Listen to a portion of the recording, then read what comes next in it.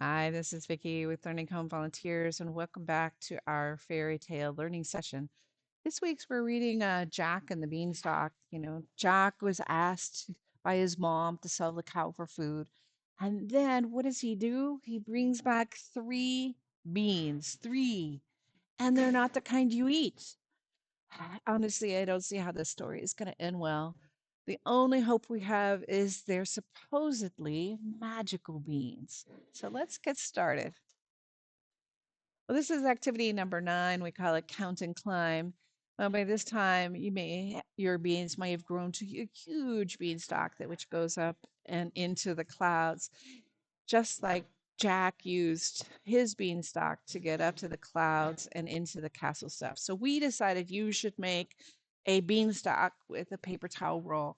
And in your box, you're going to find sticks and leaves. You can practice writing your print numbers on the leaves and then glue them to each stick. Match the right print number with the right number of dots. The stick number 2 would match the hole with the 2 dots. And then you can make your beanstalk itself. This will sequence the sticks in number order from 1 to 5. How fun is that?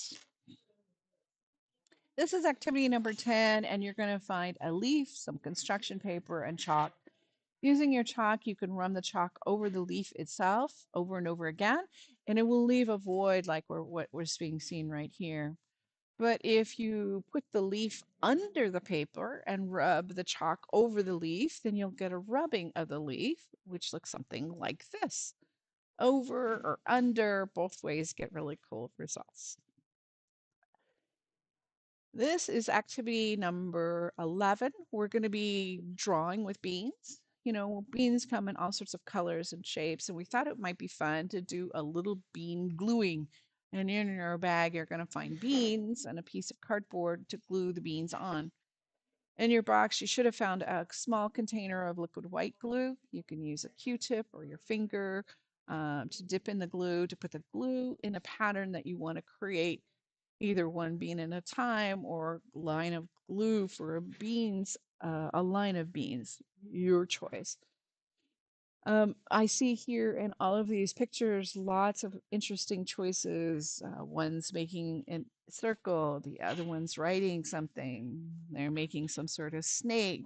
Whatever you guys do, I think will be really interesting. We'd love to see some of the results. Our last activity for this learning session is an activity called Make Five. On one of the visits that Jack made to the castle in the sky, he found gold coins, and we thought it would be fun to count our coins that we found. Well, in the bag marked number 12.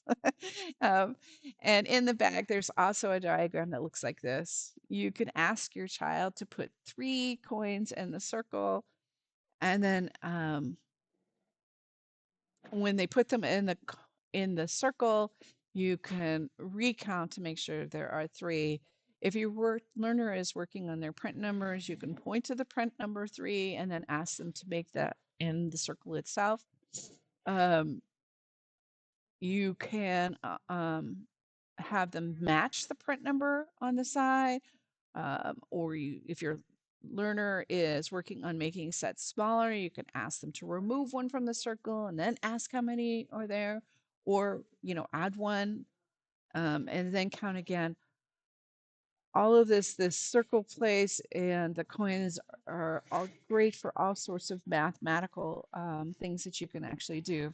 Well, that's the end of this session. We hope you enjoyed our little journey recounting 3 oral traditional fairy tales. We hope that you will share with your learner the fairy tales from your childhood.